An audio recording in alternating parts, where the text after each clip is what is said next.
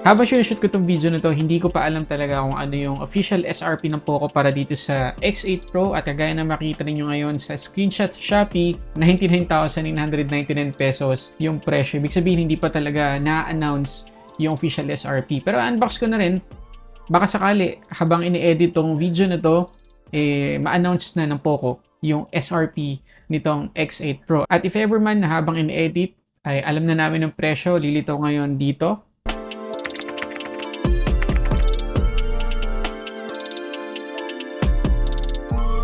Okay, so ito yung box ng Poco X8 Pro. Kagaya pa rin ng mga nagdaang Poco, black and yellow accent pa rin yung itsura. Wala namang kakaiba dito sa box. At yun nandito sa atin ay itong Poco X8 Pro na black. Tapos yung pinakamataas na variant na 512 GB. Yun pa lang yung alam ko habang shoot ko tong video na to.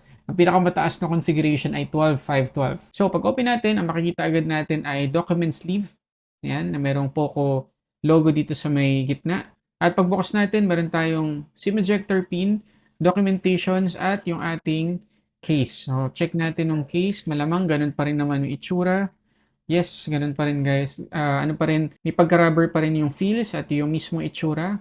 Covered na covered yung mismong phone maliban dun sa camera module at sa flash. Okay? At ito na guys yung ating Poco X8 Pro na color black.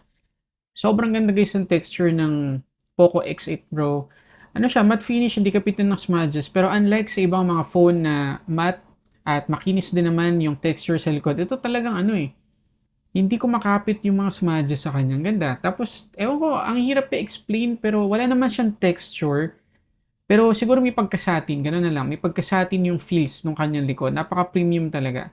Tapos flat pa rin yung sides natin at makikita ninyo yung ating power lock button may red accent. Okay?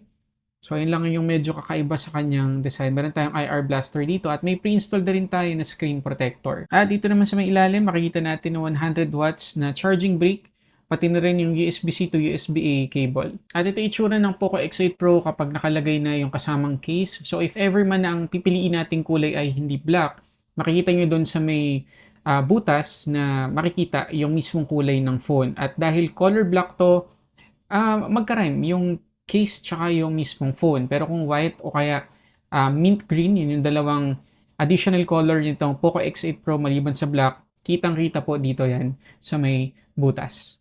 Okay, so full setup na yung ating Poco X8 Pro. So tanggalin ko muna sa case. Gusto ko lang i-mention na manipis yung phone na to guys para sa battery capacity niya. 6,500 mAh, 100 watts yung kanyang charging speed, pero meron siyang 27 watts na reverse wired charging. At dahil unboxing first impressions lang yung video na to, hindi ko pa mapapakita sa inyo yung PC mark.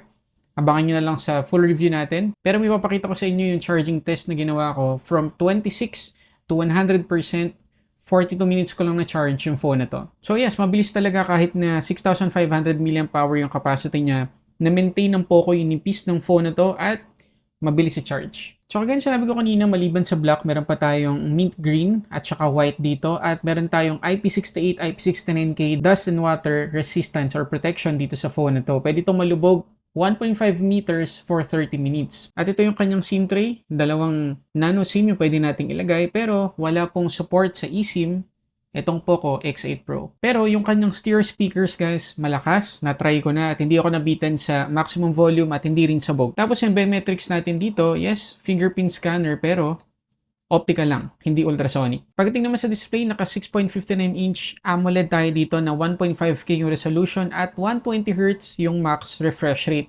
At aabot guys ng 3,500 nits yung peak brightness nito. So wala talaga magiging problem kahit outdoor natin tingnan yung phone na to. Kitang-kita pa rin po natin yung screen. 12-bit yung kanyang kulay, DCI-P3 color coverage. May support sa HDR10+, Dolby Vision, at meron pa tayong Corning Gorilla Glass 7i protection. Meron pa tayong tinatawag dito na Wet Touch Display 2.0 kung saan if ever man na gamitin natin to na medyo basa yung screen dahil naulanan o napatakan ng tubig, magagamit pa rin natin ng normal. At ako napansin nung ginamit ko na yung phone na to, napakaganda po ng color reproduction niya. Walang biro guys, talagang mag-e-enjoy tayo dito sa media consumption. At speaking of media consumption, makikita nyo na yung ating wideband security ay level 1 at makakapag-play tayo ng Full HD Tapos meron pang support sa HDR10+, Dolby Vision at HDR10+ contents. Pero kailangan nyo tandaan na hindi po ito LTPO AMOLED.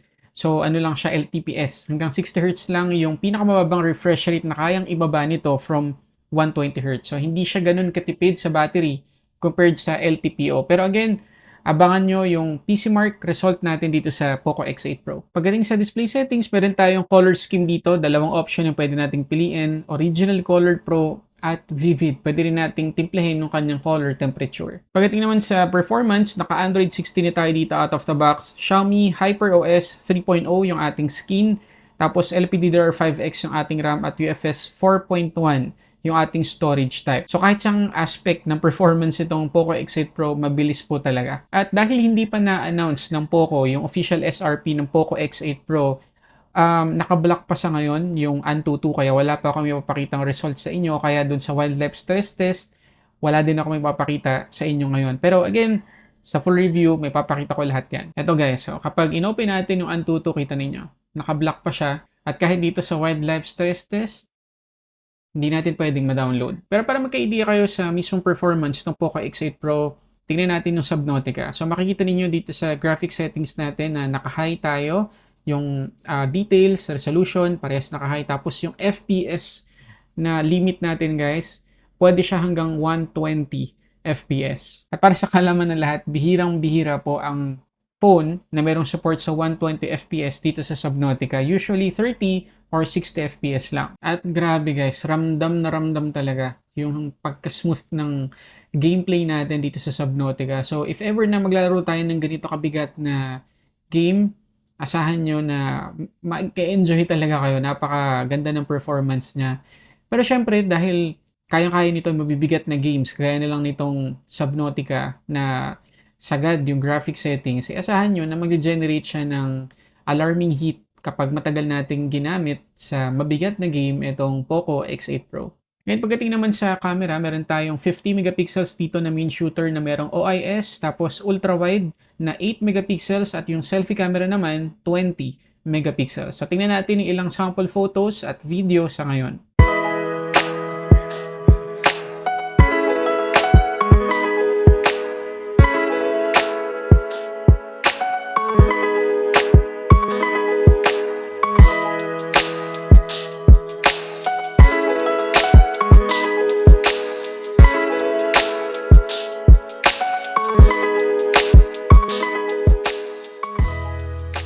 Ito naman yung video recording dito sa selfie camera nitong Poco X8 Pro. So 1080p 30fps yung pinakasagad na resolution na pwede nating ma-record dito. Pero in fairness guys, ang ganda ng quality, ang sharp.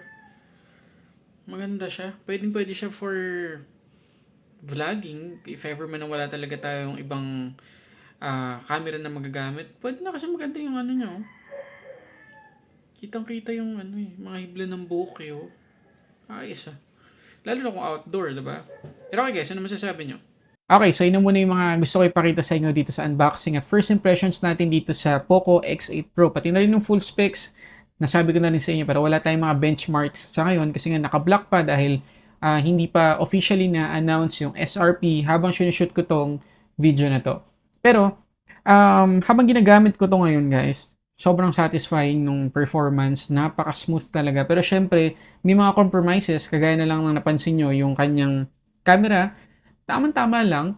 Tapos wala siyang eSIM support, although dual nano SIM naman yung pwede nating ikabit dito. Pagdating naman sa init, kapag naglaro tayo ng mabigat na game na medyo matagal-tagal, medyo mag-generate talaga siya ng alarming heat. At para din para magkaroon kayo ng idea, compare ko lang yung size ng Pixel 9a dito sa Poco X8 Pro. So ito guys, side by side. Yan, almost same sila ng size. Yan. Kaya comfortable gamitin yung Poco X8 Pro one hand. Okay, so okay naman guys. Anong masasabi nyo dito sa Poco X8 Pro? Pakilagay dyan sa comment section. At if ever na meron kayong specific na aspect ng phone na to na gusto ninyong include natin dun sa full review, pakilagay din dyan sa comment section. Okay, so yun muna guys. Maraming salamat sa panonood para sa samot-saring unboxing and reviews. This is Sulit Tech Reviews.